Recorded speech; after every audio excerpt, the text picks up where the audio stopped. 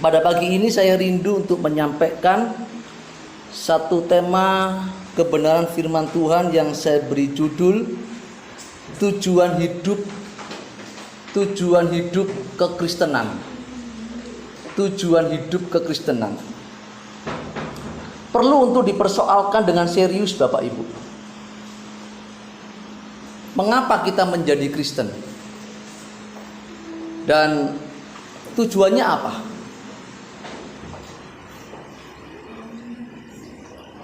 Mengapa Pak ini dipersoalkan? Perlu untuk dipersoalkan Bapak Ibu. Mengapa kita menjadi Kristen dan tujuannya apa? Dari apa yang saya amati selama saya melayani, ternyata sebagian besar orang-orang yang masuk di dalam gereja, yang terlibat dalam kegiatan pelayanan, menjadi aktivis, sebagian besar mereka tidak memiliki jawaban yang jelas berkenaan dengan tujuan mereka menjadi orang Kristen, Bapak Ibu. Sebagian besar, ada beberapa yang menjawab, ya karena saya menjadi Kristen itu karena saya percaya bahwa Yesus adalah Tuhan dan saya menjadi Kristen. Sebagian menjawab bahwa ya supaya saya diselamatkan. Sebagian lagi menjawab ya supaya saya diberkati, Pak. Jawaban ini tidak salah sebetulnya Bapak Ibu. Oleh sebab itu perlu dijelaskan. Jadi kalau Bapak Ibu hanya cukup mengatakan bahwa Yesus adalah Tuhan dan saya percaya, itu bukan iman Masihan. Itu hanya keyakinan pikiran. Belum iman keselamatan Bapak Ibu. Jadi kalau Bapak Ibu hanya mengatakan bahwa saya percaya Yesus adalah Tuhan dan saya pasti diselamatkan, itu bukan iman. Iman itu adalah tindakan. Amin. Yakobus mengatakan begini dalam Yakobus pasal 2 ayat 22. Tak tolong ditampilkan. Saya akan bacakan, Bapak Ibu perhatikan dengan baik-baik. Yakobus pasal 2 ayat 22. Kamu lihat bahwa iman bekerja sama dengan perbuatan-perbuatan. Dan oleh perbuatan-perbuatan itu iman menjadi sempurna. Bapak Ibu dan saudara-saudariku yang saya kasihi, perlu kita ketahui bersama bahwa kekristenan itu bukan agama hukum. Maksudnya apa, Pak? Kekristenan itu tidak memiliki hukum-hukum syariat. Seperti agama-agama Samayim. Hari ini agama Samayim itu agama yang berdasarkan wahyu. Jadi di dunia ini ada 3 agama Samayim, yaitu Yahudi, Judaism, Kristen, dan Islam. Kekristenan bukan agama hukum Bapak Ibu. Kekristenan itu hukumnya adalah Tuhan sendiri. Jadi tidak memiliki hukum tertulis. Harus begini, enggak. Jika sesuatu itu tidak berkenan di hadapan Tuhan, itu merupakan pelanggaran. Amin. Jadi kalau hukum syariat itu kan kalau membunuh ada yang dibunuh. Betul? Kekristenan tidak. Kalau kamu membenci sudah membunuh. Berzina di dalam hukum syariat, di dalam hukum agama, berzina itu yang melakukan hubungan dengan objek perzinahan tersebut. Tetapi kekristenan tidak. Jika kamu mengingini, lalu di dalam hatimu kamu birahi berzina. Kekristenan itu bukan agama hukum, Bapak Ibu. Jadi kekristenan itu hukumnya adalah Tuhan sendiri. Jadi berbicara kalau kita mengatakan bahwa aku percaya Yesus adalah juru selamat dan Tuhan, tidak boleh berhenti di situ. Amin. Harus dibuktikan lewat tindakan. Tindakannya apa? Kalau saya melihat Yakobus ketika mengatakan begini, kamu lihat bahwa iman itu bekerja sama dengan perbuatan. Perbuatan seperti apakah yang dimaksudkan oleh Yakobus? Saya pastikan bahwa perbuatan-perbuatan yang dimaksudkan oleh Yakobus ini bukan perbuatan-perbuatan yang dipandang baik oleh masyarakat umum. Bukan perbuatan-perbuatan yang tidak melanggar norma-norma umum. Saya mengatakan bisa mengatakan begini, ini perbuatan-perbuatan yang melebihi dari perbuatan-perbuatan baik yang dipandang baik oleh masyarakat. Perbuatan-perbuatan ini pasti perbuatan-perbuatan yang lebih, bukan perbuatan-perbuatan yang tidak melanggar norma umum. Misalnya tidak mencuri, melebihi dari itu Bapak Ibu. Di dalam Ibrani pasal 12 ayat 2 itu dibuktikan begini. Ternyata perbuatan-perbuatan seperti apakah untuk menunjukkan iman kita Bapak Ibu? Bisa dibuka dalam Ibrani pasal 12 ayat kedua dan ketiga Bapak Ibu. Saya akan bacakan, Bapak Ibu perhatikan dengan baik-baik. Marilah kita melakukan dengan mata yang tertuju kepada Tuhan Yesus, yang memimpin kita dalam iman dan yang membawa iman kita itu kepada kesempurnaan. Jadi supaya perbuatan kita itu menjadi sempurna, membentuk sebuah iman yang sempurna, maka kita harus memiliki pandangan itu tertuju kepada Tuhan Yesus Bapak Ibu. Dan yang membawa iman kita itu kepada kesempurnaan, yang dengan mengabaikan hinaan tekun memikul salib ganti sukacita yang disediakan bagi Dia yang sekarang duduk di sebelah kanan tata Allah. Bapak Ibu dan saudaraku yang saya kasihi, ketika Yakobus menulis bahwa iman itu harus dibuktikan lewat perbuatan. Perbuatan seperti apa? Perbuatan yang telah diteladankan oleh Tuhan Yesus. Ketika saya berselancar mempelajari berbagai keyakinan, karena saya harus memiliki kegiatan untuk memenangkan jiwa, maka saya harus kontekstual di dalam saya penginjilan. Saya harus menyeberang pulau dari laut, masuk ke pedalaman, membentuk pemuritan, penginjilan. Saya bertemu dengan berbagai macam keyakinan di situ. Dan saya melihat belum ada satu tokoh agama pun yang dapat memimpin iman kepada kesempurnaan.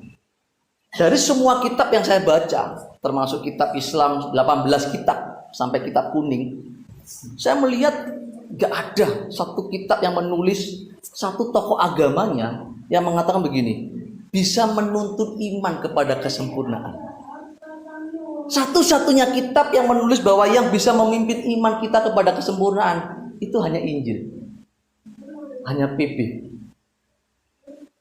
Artinya begini Bapak Ibu. Bapak Ibu kalau mengatakan aku percaya Yesus dan aku percaya Dia juru selamat, maka tidak boleh berhenti di perkataan. Harus dibuktikan lewat di tindakan. Tindakan seperti apa Pak Saiful? Tindakannya harus mencontoh Dia. Mencontoh siapa? Mencontoh Tuhan Yesus. Kalau Bapak Ibu menjadi Kristen tujuannya supaya diberkati, percaya Yesus cukup dan otomatis diselamatkan, itu kekristenan yang naif. Saya melihat begitu banyak orang Kristen yang hanya berteori tentang Tuhan tapi nggak mengalami Tuhan. Saya tidak heran banyak orang Kristen yang hari ini masih duniawi banget, itu banyak. Saya nggak heran. Kenapa? Karena dia hanya berhenti mengatakan mengakui Yesus sebagai Tuhan dan Juru Selamat. Berhenti di situ. Itu belum iman Bapak Ibu. Itu hanya keyakinan pikiran, bukan iman keselamatan.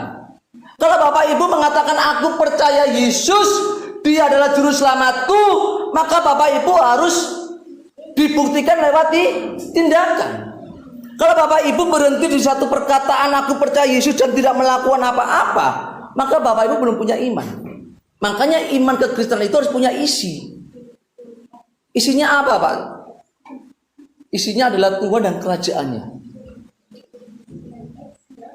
Jadi isi kekristenan, isi iman kekristenan itu adalah Tuhan dan kerajaannya. Isinya adalah Tuhan.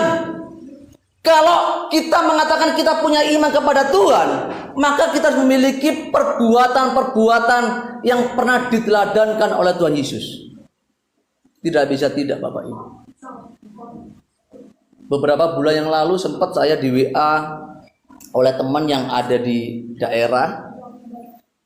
Dia mengatakan, Pak Saiful, saya ini ditanya sama teman, kok hidup harus sempurna seperti Bapak dan hidup seperti Yesus, itu gimana caranya Pak? Namanya manusia itu kan pasti berbuat dosa. Gak bisa Pak sempurna Pak. Yang membuat saya menjadi sedih dan frustasi itu begini. Ternyata yang bertanya itu adalah rohaniwan Bapak Ibu. Saya bilang, Pak, pengajaran sempurna seperti Bapak dan hidup seperti Yesus itu bukan saya mengajarkan, Pak. Alkitab yang mengajarkan. Matius menulis, hendaklah kamu sempurna seperti Bapakmu di surga adalah sempurna. Di 1 Yohanes 2 ayat 6 mengatakan, barang siapa mengatakan bahwa ia ada di dalam Dia, maka ia wajib hidup sama seperti Kristus telah hidup. Itu bukan saya mengajarkan, Pak. Itu Alkitab yang mengajarkan. Jadi kalau sampai tokoh agama rohaniwan, pendeta, melayani kemudian tidak mengajarkan umatnya untuk hidup seperti Yesus dan berjuang seperti hidupnya Tuhan Yesus untuk sempurna seperti Bapa, lalu apa yang diajarkan ke jemaat? Saya pastikan bahwa yang diajarkan adalah hal-hal yang lahiriah. Dan saya tidak heran Bapak Ibu, banyak sekali orang Kristen yang masih duniawi, masih pengen dihormati, masih pengen kaya, masih pengen menikmati fasilitas dunia, pengen bersaing dengan tetangganya. Pak, wajar dong di dunia. Loh, kita itu nggak boleh hidup wajar di dunia. Amin. Kita itu dipersiapkan supaya kita hidup seperti Yesus, nggak wajar hidupnya. Tidak boleh mencintai dunia. Barang siapa membangun percintaan dengan dunia, Alkitab mengatakan ia menjadikan dirinya musuh Allah. Pak, berarti nggak boleh punya rumah dong Pak? Loh, boleh. Rumah itu kan kebutuhan saya harus menyiapkan buat istri. Pak, berarti nggak boleh punya uang? Harus punya uang yang banyak. Makanya saya bekerja sampai hari ini. Saya bekerja sekuat tenaga untuk mendukung pelayanan saya, untuk menghidupi anak istri, untuk biaya kehidupan setiap hari. Tapi semuanya itu bukan untuk membangun supaya saya nyaman di bumi, supaya saya dihormati, bukan untuk saya nikmati. Semata-mata perjuangan saya hidup di dunia ini untuk bisa punya rumah, bekerja, punya uang, semata-mata supaya saya dapat memiliki kebenaran. Bagaimana caranya Pak? Ya namanya kalau punya uang itu kan bisa beli buku, betul nggak? Saya bisa pelayanan kemana-mana, butuh uang nggak Pak Yansen? Saya ini, jujur ini, saya pelayanan kemana-mana dari dulu nggak pernah support sama gereja Pak. Saya bisa beli handphone, beli kuota, pakai iman. Halo? Pakai iman? Pakai uang. Bayar listrik, yang nagih, Pak, tagihan listriknya sudah banyak. Sebentar Pak, saya bayar pakai iman ya. Nggak bisa, pakai duit. Makanya kita mengatakan dengan jelas, bersahabatlah dengan mamon yang tidak jujur. Membangun persahabatan dengan Tuhan. Artinya apa? Kalau kita ini punya finansial cukup, kita ini mau jangkau jiwa itu mudah. Saya tidak merendahkan status pekerjaan seorang. Contoh ini, misalnya pemulung, mau nginjilin pengusaha, maksimal nggak? Efektif nggak? Nggak efektif, betul nggak? Tapi kalau pengusaha sama-sama punya kemampuan finansial cukup, ngobrol sama pengusaha, efektif nggak? Halo? Efektif. Seorang manajer, direktur, nginjilin cleaning service-nya, efektif nggak? Efektif. Tapi kalau cleaning service nginjilin direkturnya, efektif nggak? Nggak efektif. Artinya gini, persahabatan dengan mamon tidak jujur itu untuk bersahabat dengan Tuhan, itu harus digunakan. Artinya Bapak Ibu, kekristenan kita tujuannya bukan untuk memperoleh fasilitas dunia, tetapi kita berusaha fasilitas dunia ini kita pakai untuk menjangkau jiwa, untuk melayani Tuhan, bersahabat dengan Tuhan. Itulah kekristenan. Makanya bicara tentang iman, itu bukan iman hari ini yang diajarkan oleh banyak orang. Rumah tetangga, diyakini, didoain, kasih minyak urapan. Gak baca tuh Alkitab. Alkitab mengatakan, ketika Allah mengatakan pada Musa, buat minyak urapan, itu gak boleh pakai minyak urapan yang lain Pak ya. Betul Pak ya, kalau baca ya. Barang siapa membuat minyak urapan yang lain terkutuk dan dihukum mati. Hari ini banyak sekali orang-orang Kristen pakai minyak urapan nganggur, Bapak Ibu. Padahal kita ini sudah hidup di umat perjanjian baru. Tolong deh, please deh, ya, please deh. Ini sudah berbeda zamannya. Kita harus kontekstual. Kita harus mengerti Alkitab, menelaah itu dengan benar. Jangan sampai kita ini ikut-ikutan. Makanya belajar Alkitab itu perlu tuntunan Roh Kudus. Amin. Jangan ikut-ikutan. Oke lah, sekolah teologi ya, dipelajari, diaplikasikan dalam kehidupan. Ya. Supaya kita melihat kehidupan, oh begini ya. Ketika saya melihat kehidupan nyata, real, saya melihat, oh ternyata banyak hal yang harus kita aplikasikan lewat kehidupan ini itu berbeda. Gitu. Penginjilan itu nggak punya metode, Pak. Nggak punya metode. Saya penginjilan pernah jadi petani, sampai kurus hitam kecil ya, Mia. Jadi petani saya. Padahal saya nggak ngerti pertanian. Saya harus belajar ke Bogor. Saya belajar ke Sentul, belajar pertanian saya. Untuk apa? Demi menjangkau jiwa di sana. Saya belajar komputer untuk menjangkau jiwa di pedalaman. Nah, belajar matematika, belajar pelajaran sekolah untuk menjangkau jiwa-jiwa. Di sekolah kita nggak begitu, Pak, nggak diajari begitu. Artinya Bapak Ibu, kekristenan kita itu harus dibuktikan lewat tindakan. Amin. Nggak cukup kita ini ngomong yakin orang Kristen masuk gereja setiap hari Minggu nggak absen, kasih perpuluhan, kasih persembahan, melayani, jadi main musik. Bukan jaminan diselamatkan. Saya sering kali bilang ngomong seperti saya di sini itu mudah. Dilatih 2 tahun belajar ngomong itu bisa khotbah di sini. Tapi untuk bisa menghidupi kebenaran yang disampaikan itu butuh harga yang perlu dibayar dengan mahal. Amin. Makanya setiap kali saya pelayanan saya selalu ajak anak istri saya. Supaya ketika saya ngomong di mimbar ini nggak bohong. Ngomong begini mudah nggak Bapak Ibu? Gampang. Dilatih 2-3 tahun di sekolah teologi. Teologi kan selalu latihan Pak ya. Latihan khotbah 5 menit, 10 menit, 15 menit. Ya, setengah jam dinilai. Latihan terus. Keluar dari sekolah teologi bisa khotbah. Nah, masalahnya bukan di situ, bukan bisa khotbah atau nggak bisa khotbah. Masalahnya begini, kamu menghidupi nggak apa yang kamu sampaikan? Ketika saya menyampaikan ini, saya sudah menghidupi. Saya ngajari anak istri saya, jangan sampai kamu mengikatkan hidupmu dengan dunia. Iman kita itu isinya bukan di dunia ini, isinya adalah Tuhan dan kerajaannya. Artinya apa? Kalau isinya itu Tuhan, maka hidup kita harus sama seperti Yesus. Amin. Kerajaannya, artinya kita nggak boleh mencintai dunia. Kita harus bijak. Kalau kita mencintai dunia, maka kita tidak akan mendapat bagian dalam kerajaannya, Bapak Ibu. Pak, boleh dong pilih dunia sama pilih surga? Nggak bisa, salah satu. Kamu nggak bisa mengabdi kepada dua-duanya, nggak bisa. Pilih salah satu. Kita bilang, Pak, namanya masih di dunia, makanya pergunakan apa yang ada di dunia ini untuk bersahabat dengan Tuhan. Kalau Bapak Ibu tidak mengerti kebenaran, Bapak Ibu akan terbujuk sehingga Bapak Ibu digiring untuk mencintai dunia dan akhirnya binasa. Saya dengar di sini butuh biaya gede loh untuk sebuah pelayanan di tempat ini. Kalau di tempat ini sampai nggak ada ibadah, Pak, yang tepuk tangan itu bukan apa tuh jemaat, yang tepuk tangan tetangga. Asik, gak ono gereja. Betul ya? Betul ya? Siapa tepuk tangan? Tetangga. Makanya perjuangan di tempat ini. Pak, berarti kita harus cari uang yang banyak. Cari uang yang banyak. Untuk apa? Dukung pelayanan. Membalas budi orang tua. Maka saya bilang sama istri, pelayanan yang pertama itu keluarga. Itu penting. Kita nggak bisa melayani di luar hebat, nggak bisa. Jadi batu sandungan nanti. Kita bisa melayani hebat, tapi di rumah sendiri kita dicibir. Nggak bisa. Layani dulu keluarga. Orang tua dilayani dengan baik, istri, suami, anak dilayani dengan baik. Habis itu melayani jemaat, melayani orang lain.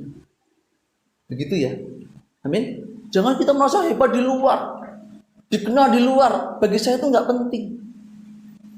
Nggak penting. Saya sering kali bilang sama istri, sebetulnya saya ini nggak mau khotbah sebetulnya. Frustasi. Saya khotbah keliling, yang di khotbah nggak berubah-berubah. Ya cukup percaya Yesus aja yang penting selamat. Nggak bisa. Yang percaya Yesus nanti masuk surga. Nggak bisa. Bagaimana surga dipenuhi orang-orang yang suka bohong, orang-orang yang suka masih mencuri, nggak jujur. Surga macam apa itu? Alkitab mengatakan surga itu tidak disentuh oleh yang najis. Makanya Bapak Ibu berjuang seperti Yesus, meninggalkan dunia berkemas-kemas. Kalau Bapak Ibu masih mencintai dunia, membangun percintaan dengan dunia, nggak bisa. Kekristenan hari ini yang kita lakukan menjadi sia-sia nanti. Ayo baca yuk satu ayat ini penting sekali. Iman itu punya tujuan Bapak Ibu. 1 Petrus 1 ayat 9. 1 Petrus 1 ayat 9. Bisa minta tolong ditampilkan? 1 Petrus 1 ayat 9. Oke, saya bacakan ya. Karena kamu telah mencapai tujuan imanmu, yaitu keselamatan jiwamu. Jadi iman itu Bapak Ibu punya tujuan. Tujuannya apa? Keselamatan jiwa. Jadi iman yang dibangun di dalam diri kita, yang punya isi Tuhan dan kerajaannya itu, tujuannya supaya jiwa kita diselamatkan. Kan banyak orang Kristen hari ini imannya tujuannya untuk apa?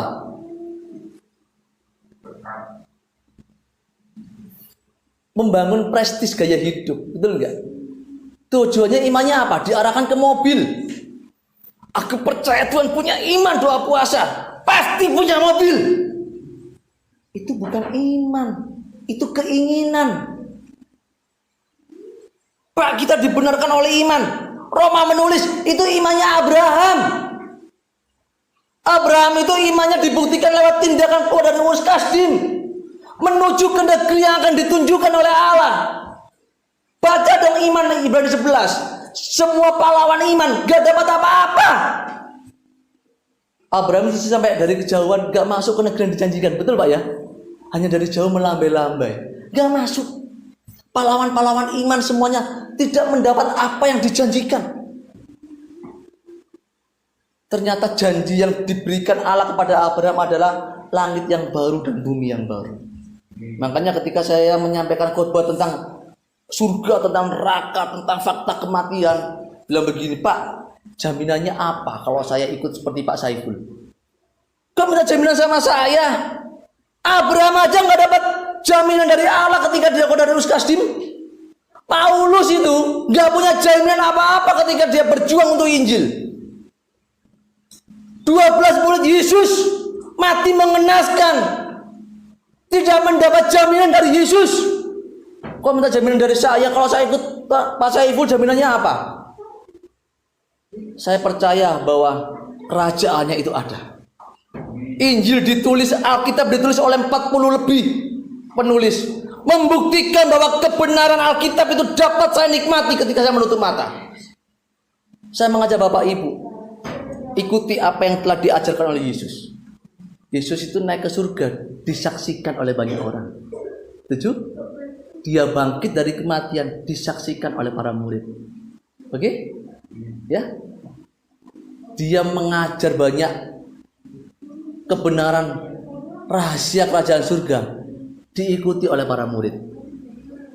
Dan gak ada yang tidak disaksikan. Berbeda dengan agama yang lain, wahyu yang diterima pun gak ada yang menyaksikan. Saya mengatakan begini, saya percaya bahwa kerajaan yang dijanjikan oleh Yesus itu akan saya nikmati. Jaminannya apa? Buktinya hari ini saya dipelihara oleh Tuhan. Pak, berarti orang Kristen itu harus berjuang seperti Yesus? Harus. Kalau Bapak Ibu nggak berjuang seperti Yesus, nggak akan dipelihara. Pak, berarti dipelihara itu hidupnya enak? Enggak. Bapak Ibu harus pikul salib, sangkal diri. Bapak Ibu dikaruniakan bukan hanya percaya, Alkitab mengatakan, juga dikaruniakan untuk menderita. Saya baca Alkitab berkali-kali, saya ngajarin anak saya ajarin khatam Alkitab. Baca Alkitab setiap hari. Nggak ngerti Pi, belajar dulu selesai baca Alkitab nak, ya selesai baca, nanti belajar sejarah, ya kitab Wahyu ditulis kapan, tahun berapa, tujuannya apa, belajar konteksnya, belajar eksegesisnya, belajar dulu sampai habis. Supaya tahu, oh ayat ini ditulis kapan, tujuannya ditulis untuk apa? Oleh siapa? Ditujukan kepada siapa? Begitu Pak ya, teori untuk nyusun khotbah ya. Jadi khotbah itu bukan ngutip-ngutip ayat Bapak Ibu. Sangat sederhana, saya selesai baca Alkitab. Saya baca selesai Alkitab. Ketika saya belajar selesai baca Alkitab berkali-kali, saya tidak pernah melihat begini loh. Kemuliaan itu diperoleh karena berkat. Nggak pernah dapat saya Pak. Ketika saya baca, oh ternyata kemuliaan itu didapat ketika seseorang menderita sepenanggungan dengan Kristus. Jadi penderitaan itu membawa kemuliaan. Tapi ngerinya begini, orang Kristen itu paling benci dengan penderitaan. Setuju? Ya Pak ya. Kalau berkat Tuhan berbondong-bondong, mukjizat berbondong-bondong. Saya ini bukan anti mukjizat Bapak Ibu. Tetapi ketika saya membaca Alkitab, berkali-kali saya puluhan kali saya baca Alkitab, ternyata Bapak Ibu, orang yang sembuh dari mukjizat di Alkitab tulis, nggak ada yang dimuridkan. Baca deh. Orang buta dimuridkan nggak? Ternyata Bapak Ibu ketika saya baca, 99% orang yang ngalamin mukjizat di Alkitab, orang yang nggak dimuridkan. Ketika saya melihat begini, oh iya ya, mukjizat diadakan supaya mereka mau terima kebenaran. Makanya terima dulu kebenaran, dibenarkan, dimuridkan. Amin. Jadi jangan percaya gini, jangan ngomong begini, aku sudah percaya Yesus pasti diselamatkan. Belum. Kamu percaya itu diterima dulu, dibenarkan dulu. Sudah benar Pak? Belum. Dimuridkan, diajarkan hidup seperti Yesus. Makanya kekristenan itu adalah sekolah kehidupan. Seperti apa Pak? Seperti Yesus. Sampai dulu yang suka marah sampai nggak bisa marah Pak. Makanya kalau orang Kristen sudah dimuridkan dewasa, itu doanya beda. Beda doanya. Kalau saya dulu doa sebelum tidur, Tuhan ampuni dosaku. Beda lagi sekarang. Kalau saya doa nggak gitu lagi. Kalau saya doa gitu, Tuhan tanya gini, dosa yang mana? Dosa yang mana? Oh iya ya, dosa yang mana ya? Nah sekarang kalau doa beda. Diem, direnungi. Tadi pagi aku berbuat apa ya? Direnungkan itu. Direnungkan. Aku nyakiti siapa ya? Gitu. Lebih spesifik. Kalau dulu kan enggak kita doakan, Tuhan ampuni dosa aku supaya nanti aku bangun. Kalau saya nggak bangun dari tidur, saya sudah nggak punya dosa lagi. Itu anak kecil. Kalau Tuhan tanya dosa yang mana? Halo? Seringan kita doa begitu ya? Kalau kita sudah berubah, oh Tuhan, tadi pagi aku lagi marah sama istri, aku lagi gak enakan. Kalau kita sudah punya kepekaan seperti itu Bapak Ibu, kita sudah berjuang untuk tidak berbuat dosa. Karena kita punya tujuan, aku menjadi Kristen itu harus seperti Yesus. Gak ada yang lain. Bukan pengen jadi kaya, supaya dia, enggak lagi. Aku mau hidup seperti Yesus. Ketika saya baca Alkitab, saya nggak pernah lihat begini. Yesus berdoa minta ampun sama Bapa. Nggak pernah loh. Kenapa ya? Kenapa ya? Oh ternyata Yesus nggak pernah berbuat dosa. Makanya kalau saya menjadi orang Kristen, tujuan kekristenanku adalah seperti Yesus. Supaya aku berjuang untuk tidak berbuat dosa. Ketika kita membuat sebuah kesalahan sekecil apapun, kita ini merasa tertuduh. Waduh gak nyaman gitu. Gak perlu dihukum sakit, gak perlu. Gak perlu dihukum sampai celaka, gak perlu. Berbuat dosa kecil itu sudah gelisah, gak nyaman. Ngomong sama orang lain tersinggung itu sudah gak nyaman gitu loh. Nah kalau kita sudah seperti itu Bapak Ibu, artinya iman kita itu sudah sempurna. Pernah ngalamin gitu enggak?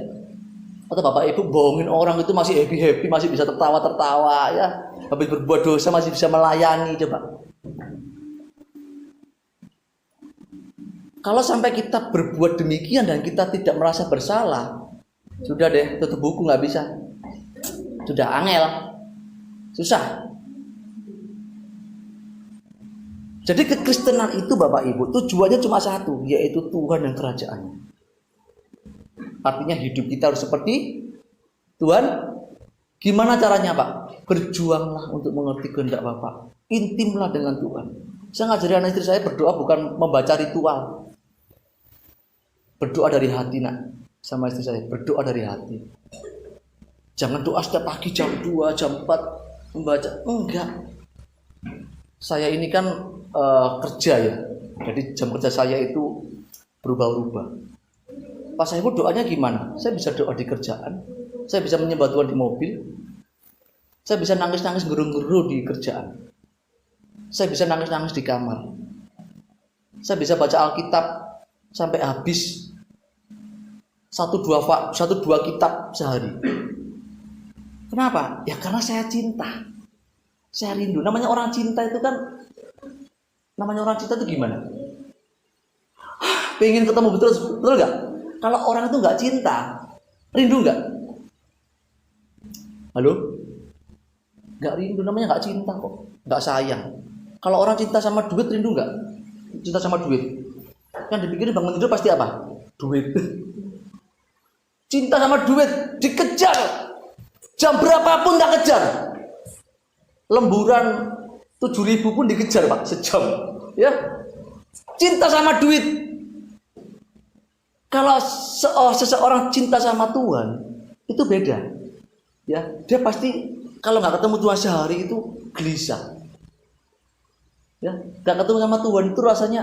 Saya dulu waktu pacaran sama istri itu, waduh, dulu zamannya masih SMS, masih emo kecil. Setiap hari SMS sampai kata-kata yang nggak perlu itu dikirim. Sudah makan, itu kan kata-kata nggak perlu, betul nggak? Sudah makan, lagi ngapain? Kenapa? Karena saya cinta. Betul nggak? Kalau orang cinta sama Tuhan, itu pengennya ngapain? Ngobrol sama Tuhan. Setuju? Ngobrolnya itu bukan mantra, doanya sama, oh Bapak kami di surga. Enggak lagi, Tuhan sudah ngomongnya itu sudah sebagai Bapak. Seperti anak saya kepada Bapak. Anak saya kepada saya, kalau mau minta uang gini, Bapak, saya minta uang. Enggak perlu gitu. Pi, minta uangnya Pi. Betul nggak anak saya? Pi, jalan-jalan ya Pi. Itu anak. Kalau saya sama Bapak, seperti itulah saya berhubungan. Maka saya bilang sama anak saya, sama istri saya, kalau ketemu sama Tuhan itu jangan mengucapin mantra. Isi hatimu sampaikan ke Bapak. Supaya lebih klik. Apakah ketemu Tuhan selalu nangis? Saya ini heran loh, orang kalau berdoa ketemu Tuhan selalu nangis loh. Kok nggak pernah sukacita ya? Kok selalu nangis ya? Ada apa ya? Saya ini koreksi terus, kenapa ya selalu nangis ya? Padahal kalau ketemu Tuhan itu sukacita. Kalau ketemu pacar itu Pak seneng Pak. Seneng ketemu pacar. Tapi kalau saya lihat orang berdoa selalu nangis ya, ada apa ya? Kalau kepenuhan roh kok selalu ngebelaknya ke belakang ya? Kok nggak jongkok tak apa gitu? Kok selalu begitu ya? Ada apa ya? Itu menjadi pembelajaran buat saya. Saya Tuhan kenapa begitu ya? Makanya perlu kecerdasan roh. Bapak Ibu mau dewasa? Mau ya? Belajarlah dari Roh Kudus. Gimana caranya Pak? Belajar baca Alkitab sampai habis. Terus belajar sampai habis. Minta hikmat Tuhan untuk ngerti. Belajar tafsir nanti bisa ke Bapak Gembala.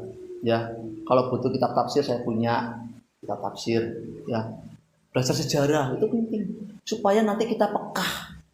Oh, jadi Kristen itu tujuannya ternyata cuma satu. Gimana kita bisa menyenangkan hati Bapak, melakukan kehendak Bapak, hidup seperti Yesus. Titik, nggak ada yang lain. Amin. Kalau Bapak Ibu hidup demikian, tujuan kekristenan kita itu benar-benar nyata.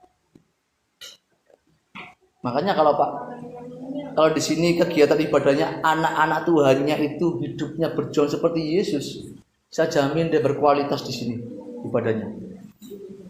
Ya, Bapak Ibu diajarkan berjuang untuk hidup seperti Yesus. Maka nggak lagi hitung-hitungan di hadapan Tuhan. Saya ini kan sama 40-an bukan menolak. Loh, hidup itu untuk Tuhan semua, nggak ada 1/10. Kalau kamu mau membela pekerjaan Tuhan, seluruhnya untuk Tuhan, dompetmu itu untuk Tuhan. Amin. Amin. Salah saya Pak berarti Pak. Hidup untuk Tuhan. Tak perpuluhan, belajar dong perpuluhan. Abraham itu perpuluhan itu apa? Oh ternyata sangat rampasan ya perpuluhan. Kalau saya membahas perpuluhan detail, Maleakhi itu kenapa dituliskan demikian? Ternyata Bapak Ibu di perjanjian baru kita bukan lagi hitungan sama Tuhan. Hidup kita seluruhnya untuk Tuhan. Jangan hitungan, waduh saya ini punya gaji 1 juta berarti perpuluhannya 100.000. Enggak, lebih pun enggak apa-apa. Untuk apa itu? Untuk pekerjaan Tuhan. Amin. Jadi jangan hitungan sama Tuhan dong. Kita bisa itu kalau pakai itu mahal harganya. Berapa? 1 tabung itu? Itu kalau dihitung sampai usia kita hari ini nggak bisa bayar kita. Makanya Bapak Ibu kalau kita ngerti hatinya Tuhan, kita mengerti apa itu pelayanan. Kalau kita dekat sama Tuhan, kita ngerti apa itu kekristenan. Kekristenan itu seperti Kristus.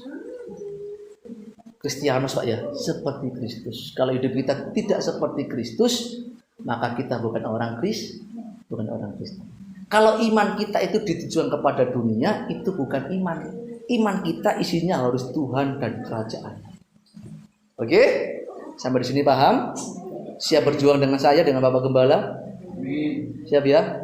Pak, nggak banyak-banyak jemaatnya. Nggak apa-apa. Yang penting nanti ketika Tuhan datang, kita ketemu lagi di sana. Saya ini sama istri, orang 20 saya layani kok. Saya harus jauh-jauh ya ke daerah Krian, layani 2-3 orang, layani 1 orang. Jauh-jauh untuk apa? Untuk keselamatan jiwa mereka. Pak, kalau layani enak langsung 100, 2.000. Enggak juga. Saya enggak pengen terkenal. Saya pengen dikenal Tuhan. Saya enggak pengen jempolnya pendeta, Pak. Saya pengen jempolnya Tuhan. Makanya kalau saya pelayanan ke pedalaman enggak ada yang tahu, Pak. Yang tahu cuma Tuhan dan istri saya. Siap berjuang dengan saya Bapak Ibu? Siap ya? Oke. Tuhan berkati.